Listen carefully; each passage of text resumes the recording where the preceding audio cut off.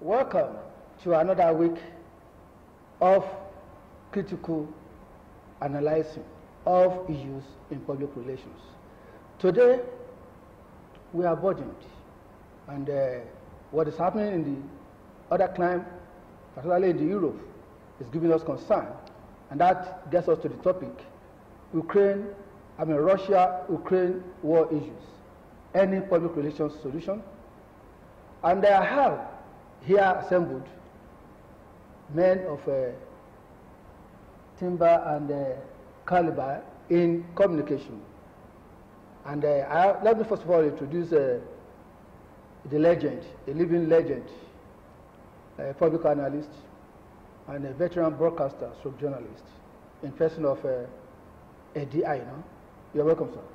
Thank you very much. Glad to have you with us once again. Thank you. And with me also, we have a man who's a teacher, a man who has been mentoring people, a man who has been the head of a mass communication department at Moshood Akinola Project, currently director, CWES, Dr. Kolawole Amos. You're welcome, sir.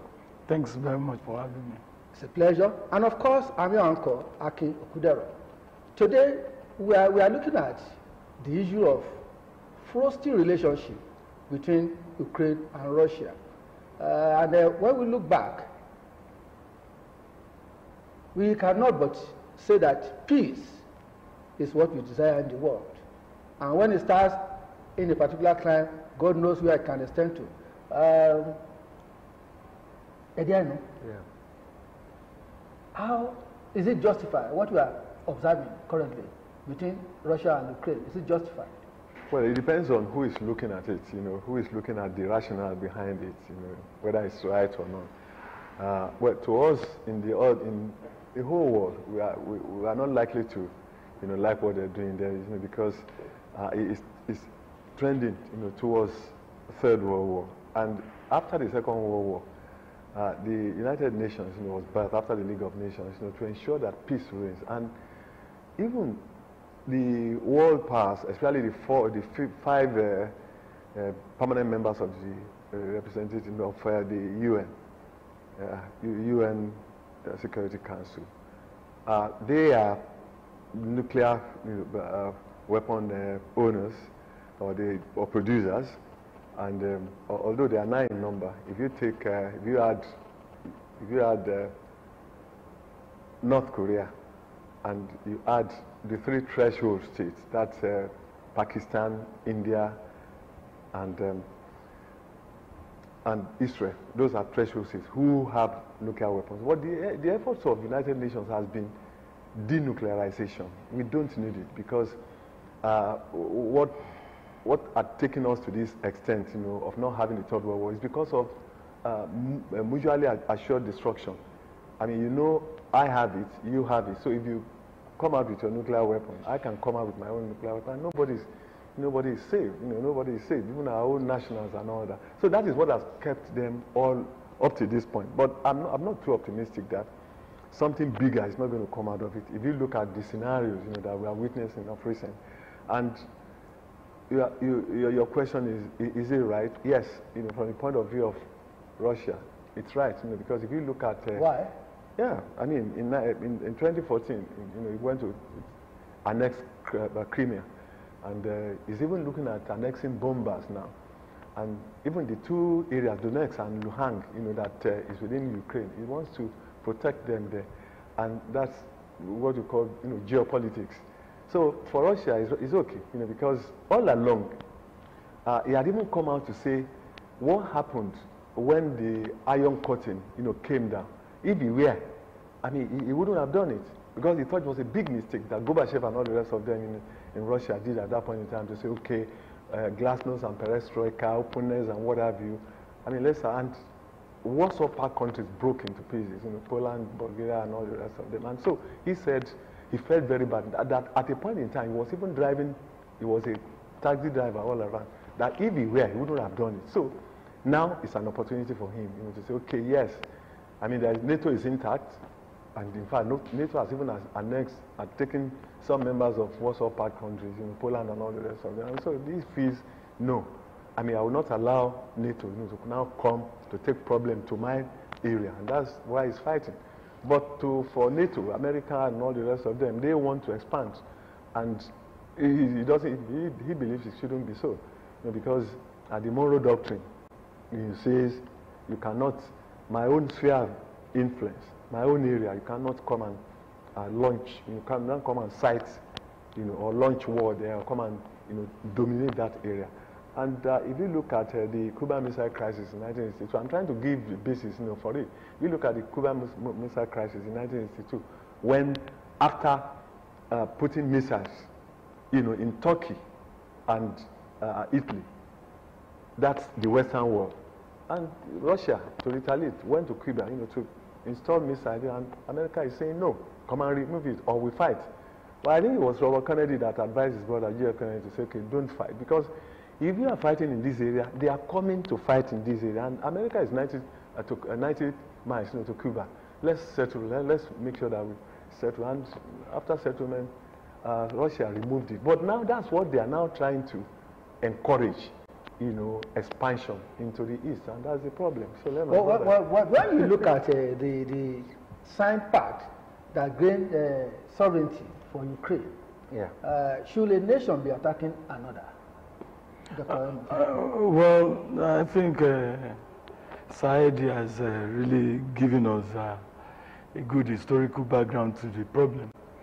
But for me, war should be the last option. It is needless, and one begins to question the state of mind of the man called Putin, because when you look at his antecedents, to me he's a warmonger, and he keeps telling the whole world that, look, if care is not taken, what is going to emerge at the end of the day is what the world has never seen. So, and I think, like he rightly noted, he's still bitter about the fact that Gorbachev and Boris Yeltsin, they especially Gorbachev, committed that error in the first place by encouraging perestroika and glasnost, which of course ensured that the economy was being restructured, and along with it came openness. Before then, Russia was a very closed economy. So they didn't allow the infiltration of foreign media items. But with this restructuring and glasnost openness, foreign cultural items, foreign media items started coming in. And people in Russia, in the defunct Soviet Union, began to see life differently. They saw that, so we could enjoy life, we could make money, because communism was about the state taking care of them, giving them according to what they felt they needed. But they saw capitalism, that you could make money, you could become billionaires, you could become anything. And the clamor started, and that eventually led to the disintegration of the Soviet Union. So he felt it was a big mistake that Gorbachev and all the rest allowed that to happen.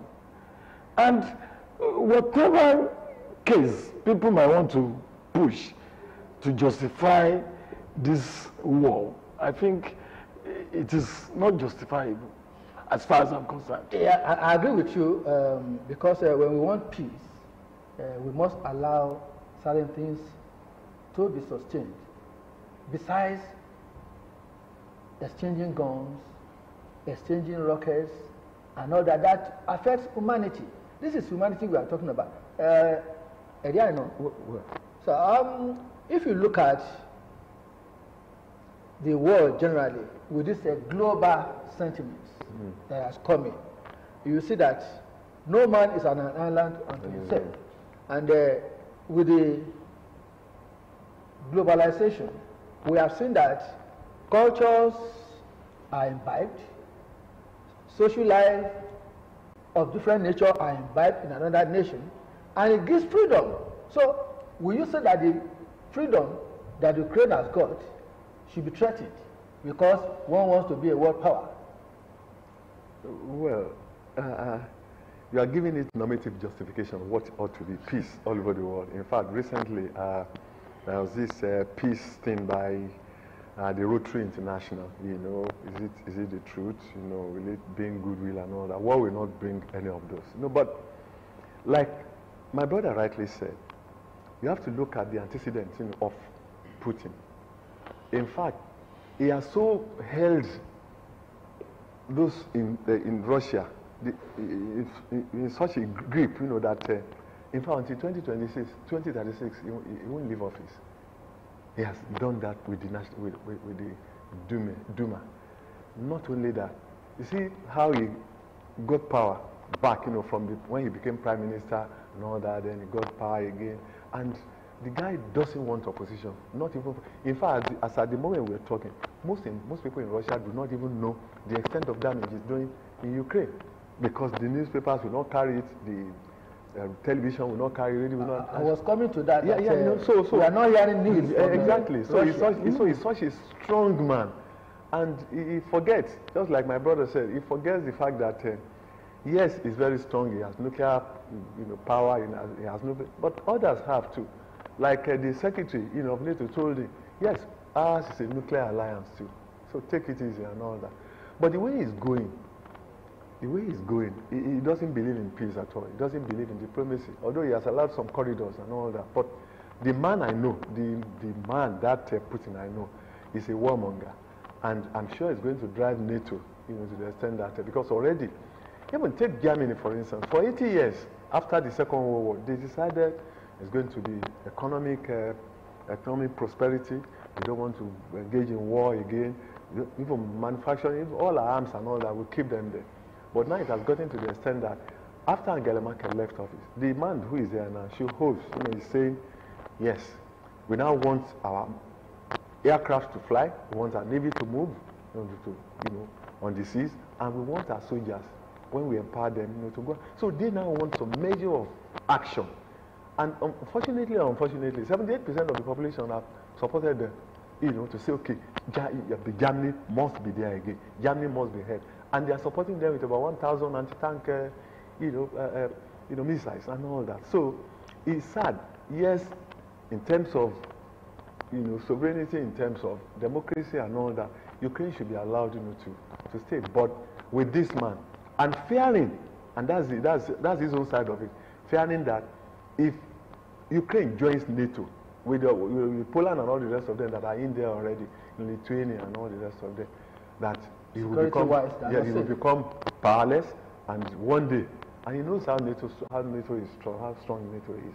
That's the major Dr. problem. Can one man be stronger than the world? Well, let's see how far you can push this. Because, and I want to say very emphatically here that he is not likely to degenerate into a third world war. Okay, that's a belief. I have my reasons. Okay. I love the way the West, and America especially, has been going about it.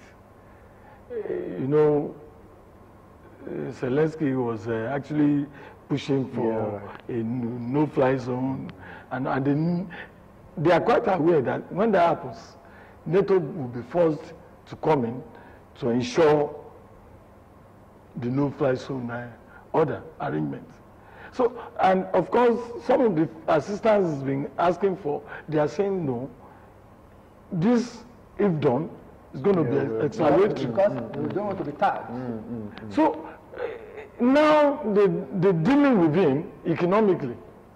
And I don't know how he can survive this. The economy, Russian economy, well, they are about the largest producer of oil and gas and coal. But the fact still remains that that economy is not strong enough to sustain this. Look at sanctions from different quarters. And so, for me, one thing I know about him is that he's not likely to back off until he's disgraced. Because his agenda, you know, he pushed for Poroshenko, a pro-Russian fellow, but he lost in 2014, and that led to the invasion of Ukraine.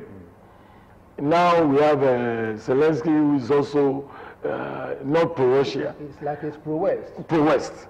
And so I think what he wants, what he could not achieve via democratic processes, he wants to achieve via violence. I see him as somebody who wants to take absolute control of Ukraine. Of the old Soviet. Of the old Soviet. That is good. And I think he wants to start with Ukraine. Testing waters with Ukraine. If the world allows this to, I think he's going to fail. What you think is going to fail? What are the indications? Economically, politically? Well, apart from the fact that he cannot, no one man can face the whole world, especially when the whole world is united. And we are even talking of country to country, like the issue of SWIFT, you know, these financial, you know, telecommunications or whatever, against that they cannot transact business again. Look at this amount of sanctions that have. In fact, people in Ukraine, in Russia now, I'm sure eventually they will know the situation, you know, because they have cut off even common things, just like Venezuela now. Lots of jobs? Cut off the procurement of small items that ordinarily should be there, because even companies are fighting him. Some of them are relocating. Some of them want to relocate and all that. It's a global thing. Look at sports. Look at UEFA. All the rest of Abramovich and all this. So the fight is hard, you know, for him to contend with. But I know he will trudge on, especially that he has China, you know, on his side. He has Iran. But China is not saying anything. No, China is talking. But even when you look at the voting, you know, China voted.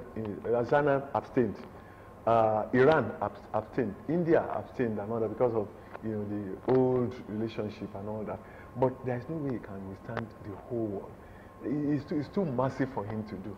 Even if you talk in terms of, yes, you talk in terms of nuclear armament and what have you. I mean, they are saying we are a nuclear alliance, and I'm sure it will get to a point that somebody or some people, there will be insurrection within Russia. And that may be the end of the story. But already, protesters have been arrested. They are landing almost 10,000 people. Yes, I know. They are landing in prison. He has already, you know, he has that stranglehold on everybody. He's already arresting them and all that. So, and see, even one general was killed, you know, and so he's been losing. In fact, to date, some people are, well, you can't believe what you see on the social media, but some people are saying about 4,000 Russian soldiers and all that. Now, so fine. So all this may work against him, because at the point in time, you might get some red heads, you know, to say, okay, yes, hot heads, you know, this must stop. But I do not see him, you know, I do not see him defeating the whole world. But whether it's going to become a third world war or not, is still something that may not be conjectured for now, you know, because like my brother said, the way the West, America and the West are handling him is to say, okay, we are not going to engage in fighting Ukraine, fighting Russia and Ukraine, all these no-flies, and we are not even going to register NATO. Register Ukraine into NATO now. All those will attenuate the effect significantly. But like the last bombing took place, you know, hit the maternity center, and some children were affected. When it's getting to that, it's becoming genocide, and that's where the problem will come. There have been several indications of genocide. Because we see people who are trying to escape through the corridors and they are being bombarded. So that's a clear case. When does it become war crime? Oh, it depends on those who are monitoring it. Already the UN is already saying it's been committing war crimes. Yeah. Because when you go to a civilian population, you go to hospitals to bomb them. And I would have expected with the level of sophistication of his weaponry, who would have expected a country like Russia to eat targets? Yes, targets. Pinpoint. So that gives us the feeling that he is not really being conventional about it. He really wants to destroy the whole of Ukraine. He wants them to feel the heat. And so, in the process, he's been committing a lot of atrocities against humanity. All he has done so far has shown very clearly that he has been committing crimes against humanity. It's in the process of genocide already. It is still your image, your public relations program on TV. You can join us on Facebook, Pr-Primus on Facebook, Pr-Primus on Twitter, Pr-Primus on Instagram. And even on YouTube, just Google Pr-Primus. You have our editions there. It's a weekly program, and we would love to have your advice, even sponsorship of this program. Dr. Amos, when you look at the agony people are experiencing in Ukraine, how do you feel? It's terrible. Lots of lives have been truncated already. Let's start from the home front. A lot of parents are paying to educate their children in Ukraine. A lot of our children are in Ukraine studying medicine and science-related courses. Now, a lot of them are back in the country. Sure. Whether you like it or not, so many of them might not be able to find their way back into the high system. If that country will still exist again in the next 2-3 years. Because with the level of damage that has been done, that we see every day, I am telling you that it has a lot of implications for the whole world. Thank you very much. We are going to continue next week with this discussion. It is your image, your public relations flagship program. I would really like to thank Mr. Ediano for being on this program. Thanks for having me. He's been a legend, as I say, well, encyclopedic. And of course, I'm not comfortable when I have an issue, a critical issue like this, and it's not on seat. Dr. Amos, I'm also glad. It's been a long time. Yeah. We've been searching for you. Thank God you are here today. Thank you very much. I hope you'll be with us next week. By the grace of God. Thank you very much, sir. This is Ukraine-Russian war issues. Any PR solutions. Next week, we are going to look into the PR solutions and other issues. Thank you very much. You're welcome.